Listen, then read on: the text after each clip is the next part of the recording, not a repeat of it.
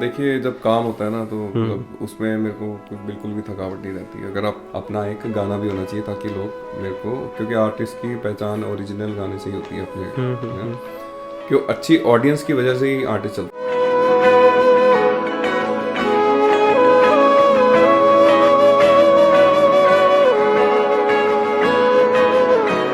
रंग रसिया सावरे। साहिल भाई, thank you so much podcast पे आने के लिए। मुझे जानना है कि एक आर्टिस्ट का पूरा दिन कैसे रहता है, और मुझे पता है कि आपका बहुत ही लंबा दिन था, तो आप दर्शकों के लिए बता सकते हो कि सुबह से लेके अब तक ऑलमोस्ट 7-8 बज चुके हैं, तो क्या कैसा रहा आपका पूरा दिन? मेरा पूरा दिन वैसे मैं कल ट्रैवल किया था यहाँ से, चंडीगढ़ से मेरा गुड़गांव इवेंट था एक, तो गए ट्रैवल करके गए, उसके बाद साउंड चेक, क्योंकि आजकल वैसे दिल्ली के रूट्स थोड़े वो हो रखे हैं, तो घूम के जाना पड़ता पूरा, टाइम लग गया जाते जाते। उसके बाद साउंड चेक हुआ हमारा, उसके बाद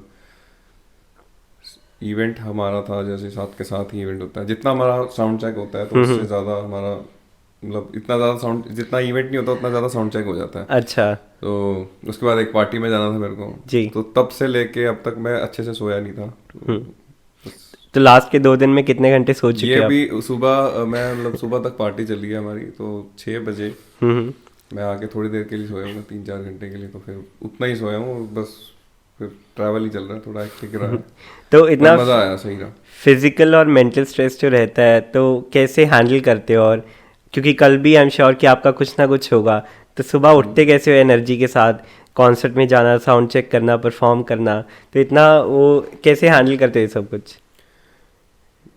देखिए जब काम होता है ना तो मतलब उसमें मेरे को कुछ बिल्कुल भी थकावट नहीं रहती। अगर आपके पास किसी के पास भी काम आएगा, आपको ऑफिस जाना है सुबह उठ के, है जी ना? जी। अब मेरे पास काम नहीं है तो मैं सोया भी रहता हूँ। अगर जिस दिन काम है तो बैक टू बैक बिना सोए भी करते हैं, बिना रेस्ट के भी करते हैं हम लोग काम। तो ये जो म्यूज़िक का पैशन है वो कब से है? क्योंकि आई एम श्योर कि जब ना पैशन नहीं होता, जब मज़ा नहीं आता कुछ करने में, तो चाहे 10 घंटे सो लो, इंसान उठेगा नहीं अगर जो वो काम कर रहा है वो इंजॉय नहीं कर रहा। तो आई एम श्योर कि आप इंजॉय करते हो, तभी इतनी एनर्जी। चाहे सोए नहीं अगर आप 2 दिन 3 दिन 4 दिन से, फिर भी अगले दिन एक स्माइल के साथ, एक एनर्जी के साथ आप उठते हो, परफॉर्म करते हो। तो ये पैशन कहाँ से आया म्यूज़िक का, और शुरू कब से हुआ? म्यूज़िक का देखो, मेरा फैमिली है पूरा मतलब म्यूज़िक में ही है। तो मेरे पापा भी गिटारिस्ट हैं, तो मेरे घर पे लोग आए रहते हैं काफ़ी, मतलब गिटार सिखाते थे वो लोग, पापा मेरे। तो जी।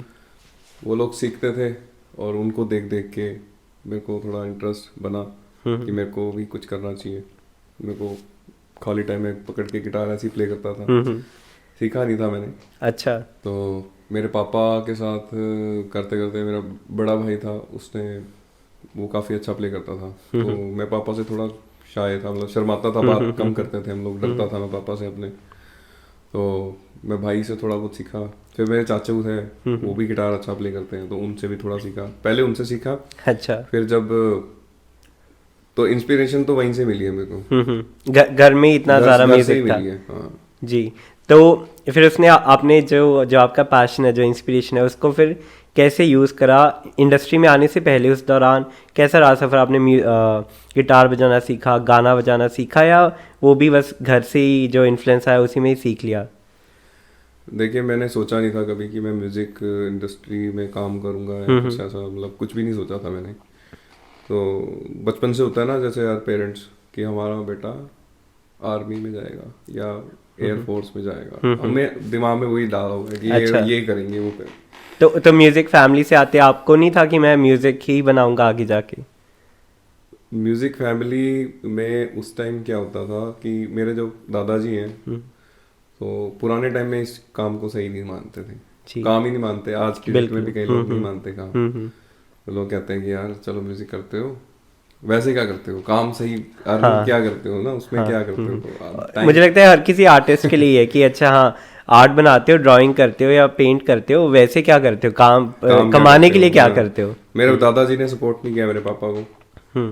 मेरे पापा म्यूजिशियन थे, तो उनका सही रहा, बट उनका ज़्यादा उन्होंने मतलब मेरी मम्मी को लगा कि, उनको लगा मेरे कि नहीं कुछ कुछ ऐसी सर्विस में होना चाहिए बच्चा। तो उन्होंने शुरू से ही बोला मेरे को कि आप, मेरा बेटा आर्मी में जाएगा या मेरा बेटा एयरफोर्स में जाएगा, पायलट बनेगा। डॉक्टर तो नहीं सोचा था क्या।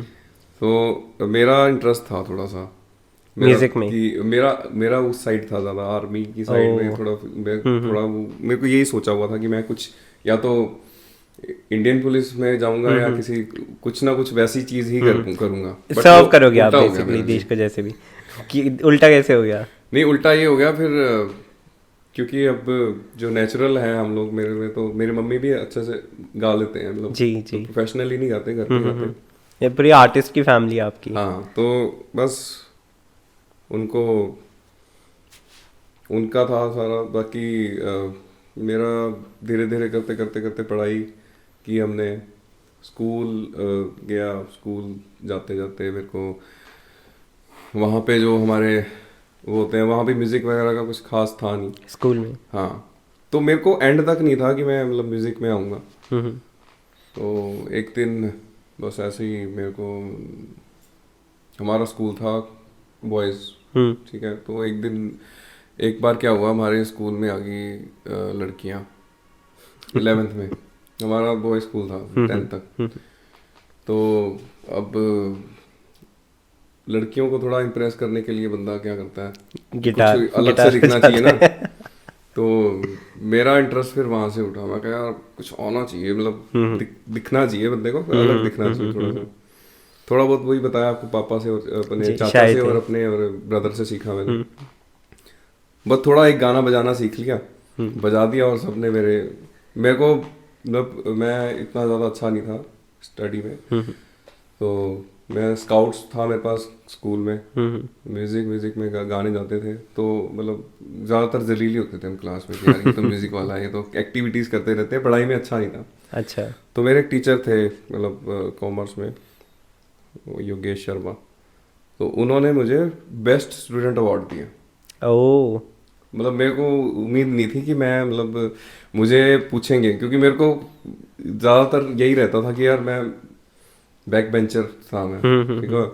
तो सर ने एक वोटिंग था उसमें, सिर्फ उसमें पढ़ने वाले बच्चे भी थे, मैं भी था, और 2-3 लोग और थे। तो वोटिंग सबसे ज़्यादा मुझे मिली जी।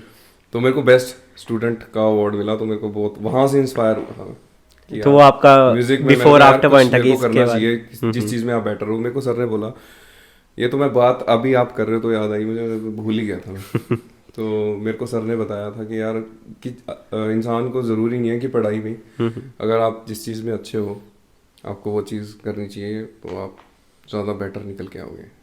तो अगर आप अभी वो साहिल को कोई एडवाइस, कोई सलाह देनी होती जो अभी प्रॉबेबली 11th में है, जब लड़की आ चुकी है स्कूल में, तो आप क्या एडवाइस दोगे 11th वाले साहिल को? कि लड़की आ चुकी है, अब इम्प्रेस करना है। हाँ, तो क्या मैं वो स्टोरी बता रहा था अपनी। हाँ, मैं वहाँ से मैंने, हाँ, तो फिर ठीक है, गाना गाया, ठीक है। अब लड़कियों को क्या फर्क पड़ता है, कोई भी गाना गा रहा है, ठीक है, चल गया तो। पर हाँ, मैं वहाँ तक मेरा कुछ सीन बना नहीं, बट ये कि मेरा म्यूजिक में थोड़ा वहाँ से शुरू हो गया। ऐसे हुआ। ठीक है, तो अगर आपको सलाह देनी है इस टाइम पे, अभी आप कितने साल के हो? मैं अभी हूँ 33। तो जो अगर आपने 16 साल, तो 16 साल वाला जो साहिल था, तो बीच में 17 साल का गैप आ चुका है। ये 17 साल में ऐसा क्या सीखा है जो आप 16 साल वाले साहिल को सलाह देना चाहोगे कि हाँ भाई अब तू ऐसे कर? सही जवाब, मतलब सही क्वेश्चन पूछा आपने। उस टाइम मेरे को बिल्कुल नहीं मालूम था कि मेरे को करना क्या है। मैंने, अगर मैं उस टाइम में अगर मैं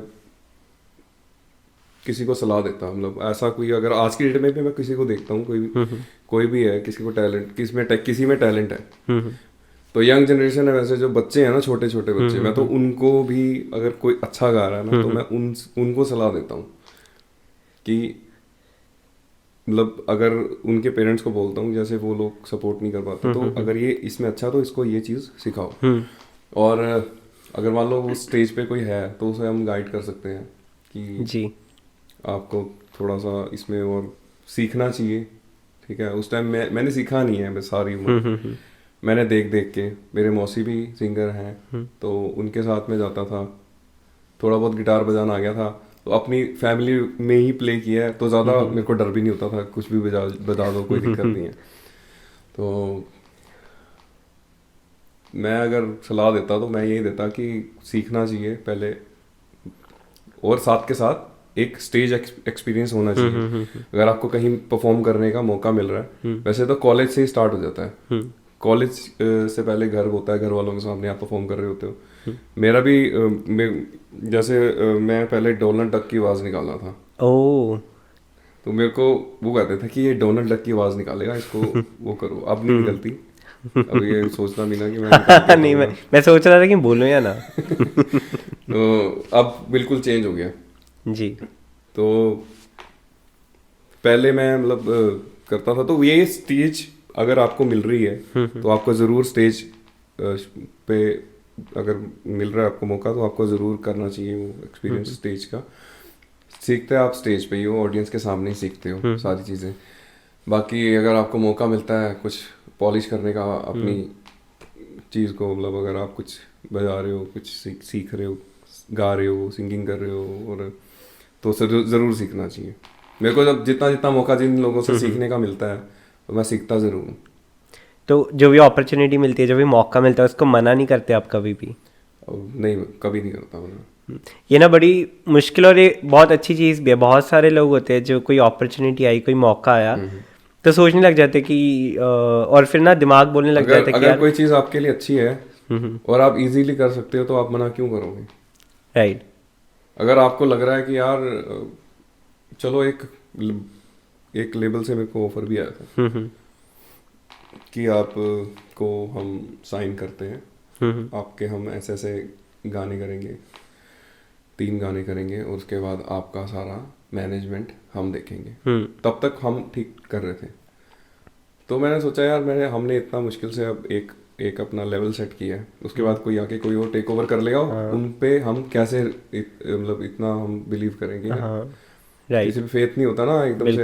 आपका बना बनाया कुछ सीन खराब भी हो सकता है, बढ़ भी सकता है, तो वहाँ कंफ्यूजन हो सकता है। वहाँ पे हम चॉइस होती है, वहाँ पे थोड़ा सा कंफ्यूज होता है बंदा कि यार करें ना करें। अदरवाइज अगर कुछ कई बाउंडेशन नहीं है, किसी चीज़ में बाउंड नहीं होना, तो करना चाहिए यार।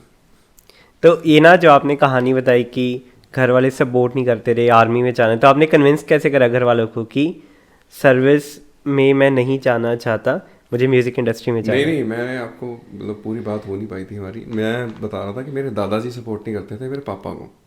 मेरे पापा तो बहुत ज़्यादा सपोर्ट करते हैं, मेरे मम्मी बहुत सपोर्ट करते हैं, मैं जो भी करूँ, कुछ भी करूँ। तो उनकी वजह से ही हूँ मैं जो भी हूँ अभी। तो वैसे ही जैसे आप बच्चा होता है ना, आप छोटा हो तो उसको सोचते हैं कि ऐसे ऐसे होना चाहिए। तो मैं नहीं कर पाया, तो मैं इस चीज़ में हूँ, तो अभी उनको बहुत प्राउड होता है कि हाँ अभी ये अच्छा एस्टेब्लिश बैंड है मेरा, सिंगर बन गए हूँ, और तो वो तो बहुत सपोर्ट करते हैं। ये जो आपने बताया ना, लेबल की बात कर रहे थे कि लेबल के अंडर नहीं आना था आपको क्योंकि आप ऐसे किसी पे ट्रस्ट नहीं कर सकते, तो ये ना बहुत अंदर की बात है इंडस्ट्री की। तो बाहर के लोगों को ये चीज़ें बड़ी मुश्किल से पता ही नहीं चल पाती। ये मुझे लगता है किसी भी आर्ट फॉर्म की इंडस्ट्री ना, जो अंदर के सीक्रेट्स होते हैं बाहर बहुत ही मुश्किल से जाते हैं। तो सबसे बड़ा मिथ क्या है जो बाहर के लोगों को लगता है कि म्यूज़िक इंडस्ट्री ऐसी है, बट वैसे बिल्कुल भी नहीं, और जो आपको भी म्यूज़िक इंडस्ट्री में आने के बाद पता चला? वो तो आप बता सकते हो, आपको कैसा लगता है म्यूजिक इंडस्ट्री कैसी है? तो मैं बता सकता हूँ सही है, गलत है, मिथ है। मुझे लगता है कि सबसे पहले मुझे ये तो पता है कि हाँ गाने बनाने का प्रोसेस लंबा होता है, पर मुझे लगता है कि थोड़ा इजी होता है, इतना मुश्किल नहीं होता। ये अभी का मानिक नहीं बोल रहे ना, 5 साल पहले के मानिक की बात बताऊंगा। अभी तो थोड़ा मुझे पता है क्योंकि म्यूजिक इंडस्ट्री का, बट पहले एक तरह कि हाँ यार गाना तो बन जाता होगा, गाना ही तो है और क्या करना है। बड़ी लग्जरियस लाइफ है, बड़े इजी लाइफ है, इतनी फेम मिलती है, एक स्टेज पे जाके लोग पागल हो रहे हैं तुम्हारे पीछे, लोग देख रहे हैं तुम्हें। तो ये एक परसेप्शन था कि हाँ यार ऐसी होती होगी इंडस्ट्री। तब आप बताओ। गाना देखो इजीली बन जाता है, कोई बड़ी बात नहीं है उसके लिए। गाना बनाने के लिए आपको सबसे पहले लिरिक्स, सबसे पहले कंपोजिशन चाहिए होती है, जो ट्यून होती है जी। मान लो कोई ट्यून है, तो आप पहले प्रोसेस बता सकते हो शुरू से लेके एंड तक क्या होता है? चलो मैं अपने गाने का बता देता हूँ। हमने अपना गाना बनाया था, तो गाना बनाने के लिए ट्यून चाहिए होती है। एक ट्यून बनाई हमने पहले,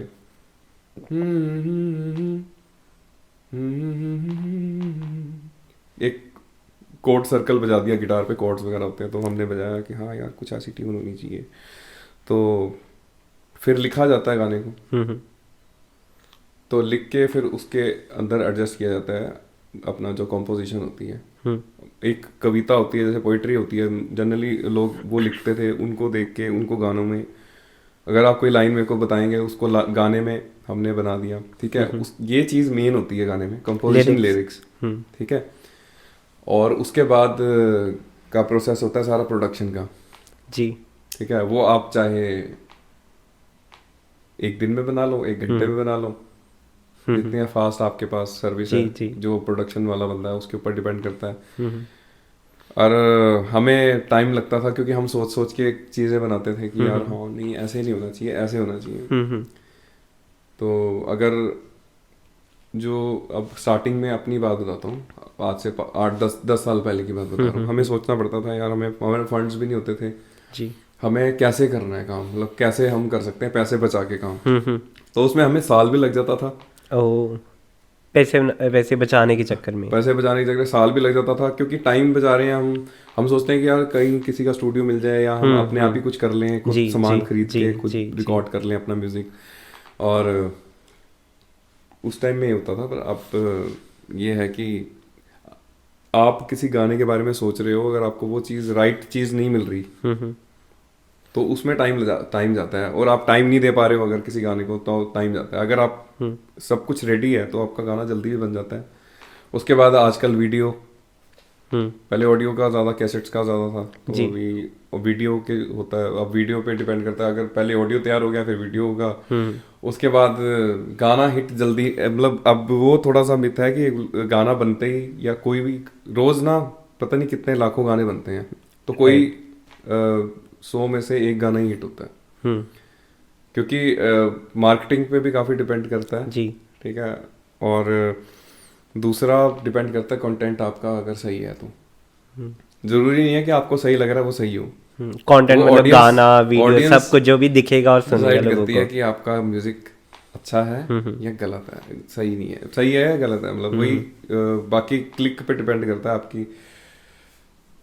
कई लोग कहते हैं कि किस्मत तो मैं भी करता ही हूँ थोड़ा सा ना, किस्मत होती है। अगर कोई गाना चल जाए, कोई बेकार गाने भी बहुत ज़्यादा जल्दी चल जाते हैं। गाने चलाना ना मतलब बहुत डिफिकल्ट है। मतलब अगर आप सोच रहे हो कि गाना मैं रिकॉर्ड करूँ, आज की डेट में मेरा 8-10 गाने आ चुके हैं, तो ज़रूरी नहीं है कि सबको 8 गाने पता हों, राइट। तो ये इसमें वक्त लगता है थोड़ा सा बनाने में। तो जो गाना निकलने के बाद का प्रोसेस क्या होता है? और दूसरी बात मैं आपसे ये पूछना चाहता हूँ कि जो इंडस्ट्री, आपने 10 साल पहले वाली बात करी, तो 10 साल पहले प्रॉबेबली थोड़ा मुश्किल था एक गाना निकालना। अब क्या है कि क्योंकि इंटरनेट इतना एक्सेसिबल हो चुका है, माइक चीप हो चुके हैं, स्मार्टफोन्स है, सारे सोर्सेज हैं, हमारे पास स्टूडियो भी है, डिस्ट्रीब्यूशन भी इजी, आप इंटरनेट पे डालो और वो सब कुछ है। तो कैसे 10 साल में चेंज कैसे अब हम यहाँ फंस जाते हैं कि यार एक लेवल पे हमने सेट कर दिया काम, अब उससे नीचे नहीं जाना, अब उससे ऊपर ही जाना है, तो वहां फंस जाते हैं हम। मेरा तो यही फंसता है काम अगर खुद करना है। अगर आपको कोई अच्छा मिल जाता है, प्रोड्यूसर मिल जाता है प्रोड्यूस करने के लिए, अगर आपको बैक टू बैक, मतलब ये एक फ्लो है, अगर बन गया आप तो बैक टू बैक बनते ही रहेंगे गाने। कुछ ऐसे भी दिन होते हैं कि कोई गाना आ ही नहीं रहा, जहन में से गाने आते हैं जो मुझे लगता है गाता लोग इंसान दिल से है। जब तक आप कुछ चीज़ें सोचोगे, अब जब किसी चीज़ के बारे में आप सोचोगे ही नहीं तो वो होएगी कहाँ से। हम शोज करते हैं लाइव, तो हम उसमें बिजी रहते हैं, हम सोचते ही नहीं, हम उसमें फन मारते हैं, हम अपना काम इंजॉय करते हैं। बट अगर हम सोचें कि यार मेरे को काम के साथ कुछ इसको अगर ग्रो कैसे कर सकते हैं हम, उसके बारे में मैं नहीं सोचता हाँ बीच में। तो अभी स्टार्ट किया मैंने सोचना कि हाँ मेरे को अपना एक गाना भी होना चाहिए, ताकि लोग मेरे को, क्योंकि आर्टिस्ट की पहचान ओरिजिनल गाने से ही होती है अपने है? तो टाइम देने की बात होती है अपने उस पर काम को, खुद को, और काम को आप कितना सोच रहे हो, किस हिसाब से सोच रहे हो। हम लाइव तो, हाँ लाइव में तो पूरा डेडिकेशन है हमारा कि हम जी। बहुत अच्छा हमारा बैंड है, हम परफॉर्म करते हैं तो लोग तारीफ करते हैं, उसमें कोई कमी नहीं है। अब कहाँ जाके अटकती है बात कि हमारा ओरिजिनल कंटेंट कम है, तो उस पर हम सोचेंगे तो हो जाएगा। अभी मैं कर रहा हूँ तो आपको दिखेगा थोड़े टाइम में हमारे। इसके ऊपर आएंगे कि आगे क्या है। बट मुझे ना एक चीज़ पूछनी है, जो मैंने बहुत बार सोचा कि जब कोई आर्टिस्ट स्टेज पे या कोई बैंड स्टेज पे परफॉर्म कर रहा है तब दिमाग में क्या चलता है, और ऐसे गंदे थॉट्स आते हैं और उसको वैसे ब्लॉक कैसे करते हो कि हाँ यार अभी नहीं, अभी मुझे परफॉर्म करना है तो बाद में आइयो। देखो स्टेज पे आप परफॉर्म कर रहे हो तो ज़्यादातर चीज़ें ऐसी होती हैं, कई तरह की ऑडियंस होती है, मतलब हम कई तरह की जगह पे परफॉर्म करते हैं। पहले हम क्लब्स वगैरह में, लॉन्च वगैरह में परफॉर्म करते थे जी। वहाँ हर तरह की ऑडियंस आती है। मतलब चंडीगढ़ में कर रहे हो तो चंडीगढ़ में चंडीगढ़ पंजाबी ज़्यादा ऑडियंस आती है। अगर हम अपनी शुरू में हम सोचते थे कि यार हम अपनी पसंद के गाने गाएंगे, अच्छा, तो आपकी पसंद के गाने जरूरी नहीं है ना सामने वाले को पसंद आए ऑडियंस के हिसाब हाँ। से। तो अब वो कोई ऐसे ऐसे करके थम्स डाउन करके आपको दिखाता तो बहुत बुरा लगता है। अरे नहीं नहीं ये नहीं मत करो, गाना चलते चलते में ही बंदा जो बोल देता है ना कि मत करो मत करो मत करो, ये ना ये मेरा गाना गा दो, तब बहुत बुरा लगता है। तो बहुत मुश्किल से कंट्रोल होता है। कैसे कैसे कंट्रोल करते हो? देखो अगर आपको थोड़ा सा अच्छा चलना है, ठीक है, तो आपको थोड़ा सा इग्नोर मारना पड़ता है कई चीज़ों को, और ज़्यादा कई बार अटक जाता है कोई ऑडियंस में से, ठीक है, या तो आप उसको गाली दे दो, आप या तो इतना रूड हो जाओ, या तो फिर आप थोड़ा आराम से बात करो कि कोई बात नहीं, चलो इग्नोर किया छोड़ दो कोई बात नहीं।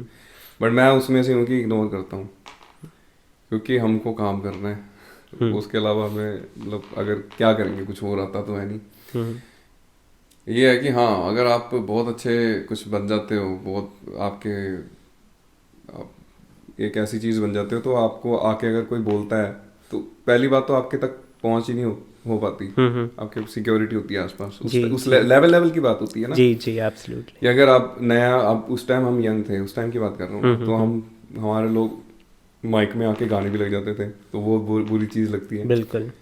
पहली बुरी चीज़ बता रहा हूँ, बट यह है कि हाँ अच्छा भी बहुत लगता है, लोग गाते हैं साथ में और मज़ा आता है गा के, तो लोग अप्रिशिएट करते हैं। तो अगर आपको 1 घंटा गाना है तो आप उसकी जगह 2 घंटा और गा दोगे, अगर अच्छी ऑडियंस हो। क्यों? अच्छी ऑडियंस की वजह से ही आर्टिस्ट चलता है। अगर अच्छी बिल्कुल। ऑडियंस आपका वो होता है, पेट्रोल जूस हाँ, होता है हाँ, तुम्हारा, फ्यूल आपका वही है। तो आपको अगर वो लोग मोटिवेट करते हैं या उनको अच्छा लग रहा है, उनको मज़ा आ रहा है, तो मेरे को भी अच्छा लगता है, हर आर्टिस्ट को अच्छा लगता है। सबसे सुंदर, सबसे अच्छा कॉम्प्लीमेंट क्या मिला आपको जो आपको आज तक भी याद हो आपके परफॉर्मेंस के ऊपर? कॉम्प्लीमेंट सबसे अच्छा, ऐसा तो मुझे कुछ खास याद नहीं है। हाँ मेरे को स्टार्टिंग में मुझे बताया लोगों ने कि आपकी आवाज़ अलग है थोड़ी, मतलब, तो मेरे को वो कंपेयर करते थे थोड़ा आतिफ असलम से, तो आपकी आवाज़ वैसा, क्योंकि वो आतिफ असलम के गाने गाते हैं, तो जो गाना गाओगे तो थोड़ा सा उस स्टाइल में मैं गाता था। जी जी जी। तो मुझे लोग कहते थे कि हाँ पूरा आपका वैसा ही लग रहा है कि जैसे आतिफ गा रहा है हमने, तो वो मेरे को बहुत अच्छा लगा था। चंडीगढ़ में ही थे ये लोग, पहली बार उन्होंने सुना था मेरे को, स्पेशली बंदा बोलने आया था, गुरुदेव फोटोग्राफर करके हैं वो, उनमें गुरप्रीत, वो बंदा मुझे अभी भी याद है। पहली बार उसने मेरे को बहुत मोटिवेट किया कि यार, मतलब मेरे को खुद को नहीं पता, कई बार आर्टिस्ट को खुद को नहीं पता होता ना वो क्या कर रहा है क्या कर रहा है, क्योंकि हम गा रहे हैं माइक में, एक्चुअली आउटपुट बाहर आ रही है, तो वो चीज़ नहीं पता लगती, तो ऑडियंस बताती है। तो मुझे वो काफ़ी अच्छी चीज़ लगी थी, मेरे को कॉम्प्लीमेंट था, तो मोटिवेट हुआ मैं, मोटिवेशन मिला उससे। स्टेज पे चढ़ने से पहले के 30 मिनट्स कैसे दिखते हैं? मतलब अगर मैं आपके साथ रहूं तो स्टेज पे चढ़ने से पहले आधा घंटा क्या करते हो खुद के लिए, कि मतलब खुद को प्रिपेयर करते हो, क्या करते हो? स्टेज पे आधा घंटा चढ़ने से पहले क्या करते हैं? देखो आधा घंटा पहले का तो कुछ पता नहीं होता, हमें क्या होता है कि हमारा अगर इवेंट है, हमारा शो है, तो हमें शो बनाने के लिए पहले हमारा होता है साउंड चेक। तो साउंड चेक में आपकी सारे इंस्ट्रूमेंट्स, एक तरह से शो ही होता है वो, ठीक है, जैसे शो पे आपने बजाना है तो एक आपका साउंड चेक में पूरा एक सारा बैंड टेस्ट होता है। बाकी सारी चीज़ें चेक की जाती हैं कि साउंड चला के बैंड सुनने में सही आ रहा है, सारी चीज़ें सही आ रही हैं। तो वो प्रोसेस होता है पहले, उसका वो होता है कम से कम 2 घंटे का। उससे पहले जो साउंड लगता है, इंस्टॉल होता है, वो अलग प्रोसेस है। अच्छा, वो कितना साउंड लग रहा है तो वो उस पर डिपेंड करता है वेंडर के ऊपर कितना साउंड लगा रहा है। 2 घंटे यहाँ पे हमारा साउंड पे जाता है। कई बार ज़्यादा भी होता है, कई बार टेक्निकल इश्यूज की वजह से कि कुछ ख़राब है, कुछ मिक्सर ख़राब हो गया, कुछ वायर ख़राब होगी, कुछ हो गया उसमें, तो 2 की जगह 4 घंटे भी लग जाते हैं। कई बार शो से ज़्यादा टाइम हो जाता है साउंड चेक का। बट हाँ कि उसके बाद मेन पहले साउंड चेक का प्रोसेस हो गया, उसके बाद आपको स्टार्ट करना है जब, तो हमें बस टाइम एक दिया होता है। मान लो अगर आपका शो 8 बजे स्टार्ट होगा तो कई बार आगे पीछे भी टाइमिंग हो जाती है जी। तो हम रेडी हो जाते हैं एक टाइम पे। उसके बाद थोड़ा सा माइंड सेट करना पड़ता है कि हमने आज किस तरह के गाने बजाने हैं।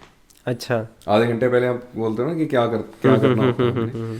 तो हम अगर स्टार्टिंग में ऐसे भी किए हैं कि बिना सोचे समझे चले गए और स्टेज पे चले गए, यार गाएं क्या।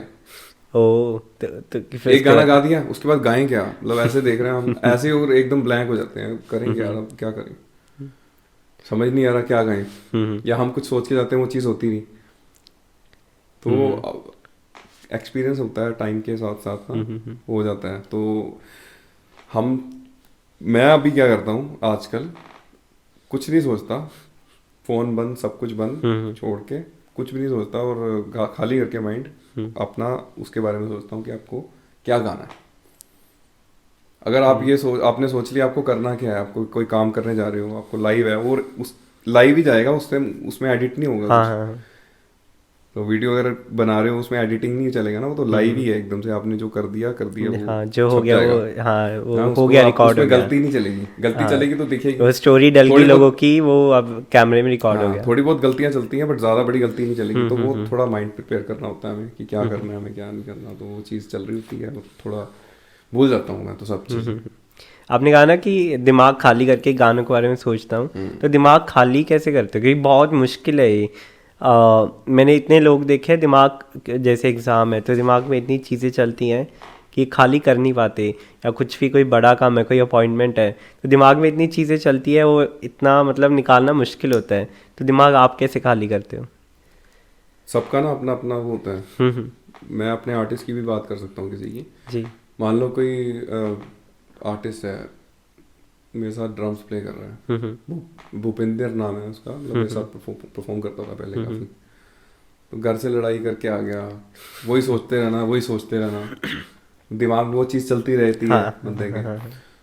तो वो वहाँ नहीं होता था स्टेज पे, वो घर पे होता था। हाँ, बॉडी स्टेज पे रही बट दिमाग तो उधर ही था।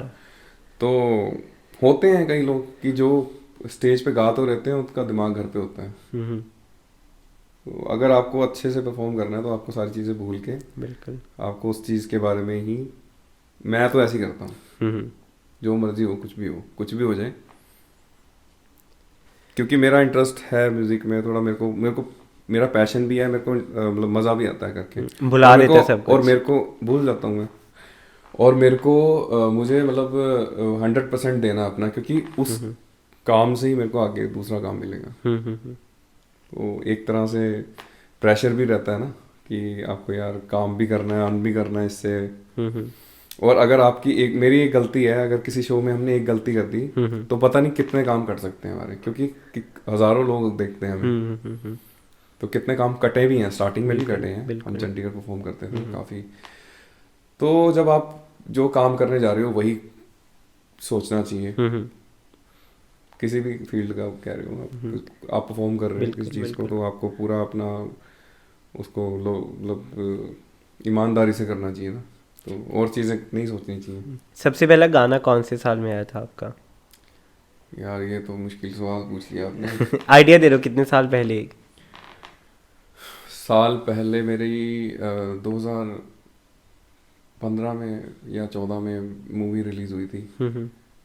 तो वो हमारा एक बड़ा गाना था, जो मतलब यारा द कैचअप फिल्म में था मेरा गाना, नेड़े नेड़े। तो ऑलमोस्ट 6-7 साल हो चुके हैं इस चीज़ को। बट हाँ मैं बताता हूँ आपको, वैसे पहला गाना तो मेरा मेरे बैंड के साथ आया था, ग्रीन कोरस के नाम से मेरा बैंड होता था। तो जैसे अब हम पैसे बचा बचा के काम करते थे, तो मेरा गाना था बैंड के साथ पहला, छुप रहा है चांद। लोग कहते हैं ना कि यार पुरानी चीजें क्या, अब लोग जो चीज है ही नहीं, अब ना हिट हुई है ना कुछ हुई है, तो उसको दोबारा बोल के भी। पर आपके लिए वो स्पेशल है अभी भी वो पहला गाना? हाँ मेरा यार एक्सपीरियंस, मेरा मतलब उसी से बना है, हम लोग उसी से बने हैं, वही चीज़ उसी ने हमें इंस्पायर किया ओरिजिनल म्यूजिक बनाने के लिए, नहीं तो हम कवर्स गा गा के ही चल रहे होते हैं। तो वो गाना था मेरा। उसके बाद आजकल सारा गुरपाल है पंजाब में, मॉडल है, वो थी जी जी जी। वो हमारे गाने में थी ओ फर्स्ट टाइम। और उसके साथ मेरा फ्रेंड था एक मेल मॉडल में, रोहित सचदेव, आरजी हुई है वो 91.1 में रेडियो में। तो यार हमारे पास पैसे नहीं होते थे, हमने ऑडियो बनाया यार ऐसे ऐसे करके है, तो कहता ठीक है वीडियो मैं बना लूँगा, तो तुम्हें कुछ करने की जरूरत नहीं है। तो उसका वो किया था उसने सारा खर्चा। तो आज की डेट में वो सही है, चल रहा है उसका, मतलब बढ़िया, बहुत हिट है सारा गुरपाल। तो हमारे गाने में थी वो, होने लगी, ग्रीन कोरस का ही है वो। राइट। बट हम किसी वही फंड्स की वजह से हम प्रमोट नहीं कर पाए म्यूजिक अपना, और बस चलता रहा ऐसे, अभी तक चल रहा है। अभी कुछ अब वही चीज़ें हैं, अब हम लोग करते हैं कुछ कि यार हमें राइट, क्योंकि एक आप चीज़ कर रहे हो ना बार बार ट्राई, आप फेडअप भी हो जाते हो यार कि यार बस यार अब नहीं होगा, अब नहीं चलेगा। बीच में हुआ भी था मेरा 1 साल 2 साल गाना भी नहीं आया था, मैं कहा यार नहीं यार बस अब नहीं होगा, बस अब नहीं करते। तो कैसे मोटिवेट करा खुद को, वो जो 1-2 साल का जो डिप था, तो उससे उभर कर कैसे आए आप? देखो मेरे को लोगों को देख देख के ही थोड़ा सा हुआ कि यार नहीं, किसी ने पूछा यार आपके गाने नहीं आए कोई आपके, उसके बाद आपने कुछ किया नहीं, वो थोड़ा सा फिर खुद को होने लग गया यार नहीं क्यों नहीं किया हमने, लोग हमें देख ट्राई रहे हैं करना बनाने चाहिए। में तो मैं सबसे पहले की बात होती है कि फंड्स की तो दिक्कत रहती है आर्टिस्ट को, किसी भी आर्टिस्ट को, खुद बहुत ज़्यादा पैसा लग जाता है एक गाने पे। जी जी। क्योंकि एक गाने पे मैंने स्टार्टिंग में लगाया अपने उस पे मेरा 5 लाख लगा, एक उस पे 10 लग गया, नेक्स्ट पे 10 लग गया, तो 60 8 10 2 3 4 गानों पे लग गया, 50-7 लाख रुपए लग गया, खत्म हो गया। अब बंदा थोड़ा सा मोरल डाउन हो गया, गाना भी नहीं चला यार, इतना गाना भी बनाया, सब कुछ हुआ। तो अब फिर उसके बाद धीरे धीरे मुझे लोग मिलते रहे ऐसे कि जो मेरे लिए ऐसे फ्री में काम करते थे, कि एज अ पार्टनरशिप कि चलो गाना चलेगा तो हम कुछ आपस में शेयरिंग कर लेंगे। तो फिर अब करते करते करते हमारा मतलब एक काफ़ी अच्छा हो गया है, तो हमें प्रोड्यूसर्स मिलने लग गए जो हमारे सॉन्ग्स में इन्वेस्ट करेंगे। तो अब चलेगा दोबारा से। मैं थोड़ा पीछे लेकर जाना चाहता हूँ, जो जब आपका पहला गाना आया था, तो जो 0 से 1 का सफर था, पहला गाना आया, उससे पहले 0 गाने थे, तो 0 से 1 का सफर कैसा था आपका? और क्योंकि मुझे लगता है ये जो छलांग है ना, ये सबसे ज़्यादा मुश्किल होती है, 1 के बाद तो बन जाते हैं, बट ये 0 से 1 वाला जो छलांग है बहुत मुश्किल है। तो वो कैसे ली आपने, वो छलांग कैसे ली 0 से 1 की? पहला गाना जो आया मेरा, तो वैसे पहला गाना मैं सोलो बोलूंगा, मेरा जो आया था वो था याना द कैचअप में। वो गाना हमें कैसे मिला, हम परफॉर्म करते थे क्लब्स में, तो वहाँ पे हमें प्रोड्यूसर आए मिले, उन्होंने देखा यार कि ये बैंड बहुत अच्छा परफॉर्म कर रहा है, तो उन्होंने मूवी बनानी थी। ओके। तो मूवी थी याना द कैचअप, उसमें जानी, बी प्राक, हार्डी संधू, ये लोग एक टीम थी, एक टीम हमारी डिसाइड कर ली उन्होंने कि हम लोग करेंगे म्यूजिक। तो हमें मतलब एक पहले तो विश्वास ही नहीं हुआ कि यार ये हमें काम मिल गया, क्योंकि मेरे साथ होता था, मेरा पार्टनर होता था गुरनज़र चट्ठा, तो अभी काफ़ी हिट है वो। तो उस टाइम में उन्होंने बोला कि यार हाँ ये बैंड बहुत अच्छा है, उससे बात हुई, उसने बताया मेरे को कि ऐसे ऐसे ऑफर आया हमें। तो मैंने कहा यार, पहले तो मेरे को लगा मजाक कर रहा है, कुछ नहीं, ऐसी कहाँ मिल जाएगी मूवी का म्यूजिक, कहाँ मिल जाएगा। कह रहा यार भैया चलो साथ में। तो उसने बोला मैंने कहा अब ये बोल रहा है तो होगा कुछ, तो मैं गया साथ में, हमने मीटिंग की। तो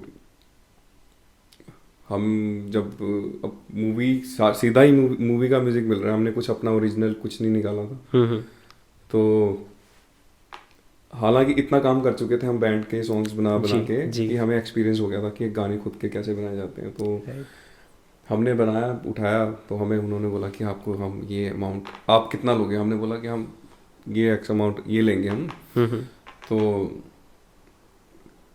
गाने बनाने स्टार्ट कर दिया और कब करते करते करते मूवी में आ गया और गाना चल गया, पता ही नहीं लगा उसके बाद। मतलब हालांकि सफ़र तो मेरा 2010 से ही चल रहा था, जो स्ट्रगल था एक तरह से। जी जी हम सोचते थे कब आएगा कब आएगा।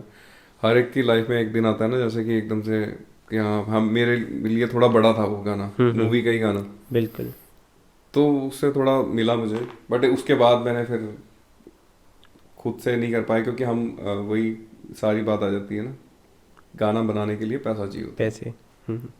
तो अभी क्योंकि बहुत सारे एस्पायरिंग सिंगर्स हैं जो, या कोई भी आर्टिस्ट हो गया, उनको आना है इंडस्ट्री में, तो थोड़ा पैसे का बता सकते हो? क्योंकि ये जो पॉडकास्ट है बहुत लोग सुनेंगे जो जिनका अंदर का आर्टिस्ट अभी जागा नहीं है, जाग चुका है, बट एक प्लेटफॉर्म पे वो आ नहीं पा रही, और मे बी उनको बिल्कुल आइडिया नहीं है कि फाइनेंशियल एस्पेक्ट क्या होता है एक इंडस्ट्री का, कितने पैसे लगते हैं।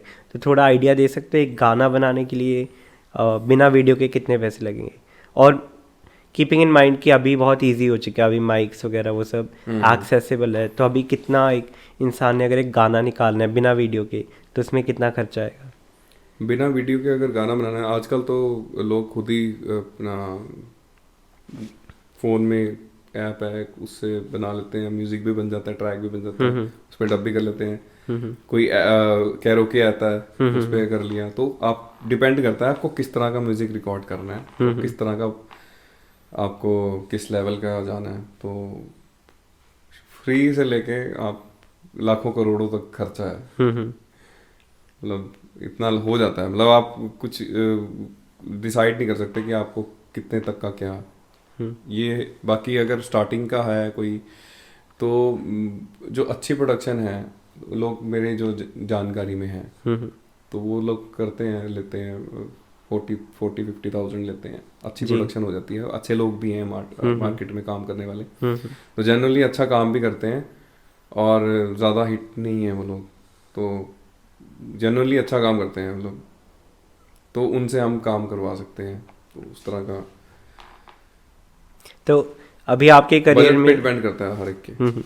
अभी आपके करियर में आगे क्या है? अभी कुछ एक्साइटिंग आ रहा है, कुछ जो जो लोगों को देखने को मिलेगा, सुनने को मिलेगा? यार ऐसा लग रहा है कि पहले भी हुआ है हमारे साथ। मतलब ये सवाल ना, मुझे सवाल क्या, मुझे ऐसा लग रहा है कि हम ऐसे बैठे हुए हैं और हमने पहले भी बात की हुई है। इसका ना इसको डेजावू बोलते हैं, जो लगता है ना, बहुत बार लगता है कि हाँ यार ये तो हो चुका है पहले। हाँ, और ऐसा लग रहा है आप ही ने सवाल पूछे और ऐसे मैं बैठा हूँ और ऐसे ही बोल रहा हूँ। क्या सवाल था आपका? आपके आगे करियर के आगे कुछ एक्साइटिंग है जो लोगों को आगे देखने upcoming, सुनने को हाँ। मिलेगा? देखिए, मैंने अभी एक गाना रिकॉर्ड किया है, अफसाना खान, उनका गाना बहुत हिट हो रखा है आजकल, तितलियाँ। ओके। तो उनके साथ मैंने एक गाना किया है, डुएट सॉन्ग है। तो और एक और सॉन्ग है, मेरा सोलो सॉन्ग है, उसमें मेरा जो म्यूज़िक प्रोड्यूसर है वो है अरिजीत सिंह जी। तो, और जो अफसाना वाला है गाना, उसमें गीत है। तो ये मेरे बैंड मेंबर्स ही हैं तो मेरे साथ म्यूज़िक बनाते हैं। तो ये मेरे प्रोजेक्ट्स आ रहे हैं। तो एक लेबल है दिल्ली का, कॉइनेज रिकॉर्ड्स, उनके साथ। तो उम्मीद है अच्छा जाएगा सब। मेरी भी सेम उम्मीद है, काफ़ी एक्साइटिंग है। तो मेरा एक बड़ा रैंडम एक हाइपोथेटिकल क्वेश्चन है कि अगर कल को आपकी आवाज़ चली जाती है, कुछ हो जाता है, तो फिर क्या करोगे? फिर क्या करूँगा? ये तो आपने सही आइडिया दिया, इंश्योरेंस करवा लेना चाहिए मुझे गले का। होता है आजकल। तो चलो इंश्योरेंस का पैसा लग, बट करने के लिए क्या करोगे? अच्छा देखो, बाई चांस मेरी आवाज़ चली गई तो मेरे को गिटार बजाना आता, तो मैं गिटार प्ले करूँगा। अगर मेरे हाथ चले जाते हैं तो फिर सोचूंगा कुछ। ये ना, ये क्योंकि आर्टिस्ट का ना, मैं कुछ भी कर लेता हूँ। मेरे को ज़िंदगी में अगर कुछ करना है, अगर मेरे को देखो, अगर आपको पड़ेगी ना, आपको तो आपको बचने के लिए कुछ तो करना ही पड़ेगा ना। और मुझे लगता है आर्टिस्ट का अगर जुबान से निकल रहा तो आपका गिटार में से, बट आर्ट क्योंकि आपके अंदर इतना जिसको ना क्रिएटिव जूस बोलते हैं, इतना क्रिएटिव जूसेस हैं, इतना आर्ट है आपके अंदर, किसी फॉर्म में तो निकलेगा आई एम श्योर। तो मैं इसी आंसर का वेट कर रहा था कि अच्छा अभी आवाज़ चलेगी तो अभी गिटार बजाऊंगा, गिटार नहीं तो कुछ और, बट किसी तरीके में तो आर्ट बनाओगे ही आप, ये मुझे पक्का बता रहा। राइट, मेरा लास्ट सवाल है आपके लिए। ऑडियंस स्पेशली जैसे आपने बोला ना कि कुछ लोग ऐसे होते हैं जो ऐसे दिखा रहे थे तो बहुत बुरा लगता है, ऑडियंस को क्या मैसेज होगा आपका कि बहुत सारे स्ट्रगलिंग आर्टिस्ट, स्ट्रगलिंग बैंड अभी भी परफॉर्म करते हैं, तो ऑडियंस के लिए क्या मैसेज होगा कि अच्छी ऑडियंस कैसे बनना है, ताकि सामने वाले को मोटिवेशन मिले, ये ना हो कि तुम ऐसे करके दिखा रहे हो तो उस बंदे का दिमाग खराब हो जाए उधर स्टेज के ऊपर। तो क्या मैसेज होगा आपका ऑडियंस के लिए? देखिए मैं वैसे अगर मेरे को मौका मिलेगा अगर कुछ ऐसा बोलने का, तो मैं अगर कोई ऐसा बंदा अगर कर रहा होगा तो मैं यही कहूँगा कि अगर कोई मुझे ऐसा जो लोग ऐसा करते हैं, मतलब आर्टिस्ट गा रहा है तो आप कहते हो नहीं यार मज़ा नहीं आ रहा, बेकार है, या आर्टिस्ट गा रहा है उसके दौरान आप उठ के चले जाओ तो बेइज्जती होती है आर्टिस्ट की ना। तो मैं यही कहना चाहूँगा कि यार अगर आपको नहीं सुनना तो आप एक तो बैठो ना, या सुनो मत उस चीज़ को, ठीक है? क्योंकि अगर स्टेज पे गा रहा है, अगर हम एक घर पे गा रहे हैं वो बात अलग होती है, अगर हम स्टेज पे हैं, हमारी स्टेज है उस टाइम, हम गा रहे हैं, हमें सुनने आए हो आप लोग, तो मतलब आर्टिस्ट को ये लगेगा कि यार अगर किसी को ऐसा करते हैं तो कुछ शरीफ सा आर्टिस्ट होता है वो बेचारा, वो उसका मोरल डाउन हो जाता है, बिल्कुल, ठीक है? अगर उसकी परफॉर्मेंस एक दे रहा होता है तो उसका आधा रह जाता है उसमें, तो आर्टिस्ट आधा रह जाता है। अगर आप उसको अप्रिशिएट करोगे और अच्छा निकल के आएगा और अच्छा परफॉर्म करेगा, 2 गुना हो जाता है। बाकी अगर वैसे बहुत ही कम लोग होते हैं यार, 1% लोग होते हैं 100 में से जो ऐसे लोग होते हैं। ऑडियंस बदली है 2014 से लेके 21 तक, चलो लॉकडाउन वाला साल निकाल दो, 2014 से 19 ऑडियंस चेंज हुई है, बहुत चेंज हुई है। देखो आर्टिस्ट पे भी डिपेंड करता है काफी कि आपको अपनी ऑडियंस को क्या सुनाना है। कई बार आर्टिस्ट भी ग्रो करता है टाइम के साथ। तो अब लोगों को पता लग गया कि हम कैसा म्यूजिक प्ले करते हैं, तो वही लोग आते हैं सुनने के लिए। बाकी हाँ, अगर आर्टिस्ट अच्छे से नहीं गाएगा या बेसुरा गा रहा है, वो बिल्कुल लाउड बजा रहा है, कुछ कर रहा है, वो लोग बोलेंगे। बट यह है कि ऑलरेडी आपको पता है कि बाकी लोग अप्रिशिएट कर रहे हैं, आप अकेले ही हो भीड़ में, तो वो नहीं करना चाहिए। ठीक है साहिल भाई, thank you so much podcast पे आने के लिए। आपके जो भी सोशल मीडिया हैंडल्स हैं वो हम डिस्क्रिप्शन में डाल देंगे, ताकि जिसको भी चेक करना होगा, जो भी आपके यूट्यूब और जो भी एक्साइटिंग चीज़ें, मैं बहुत एक्साइटेड हूँ उसके लिए भी, तो वो सब चेक कर पाएंगे। तो थैंक यू सो मच साहिल भाई पॉडकास्ट पे आने के लिए। उम्मीद है और भी पॉडकास्ट करेंगे आगे आकर। Pleasure, my pleasure, thank you so much. तोरे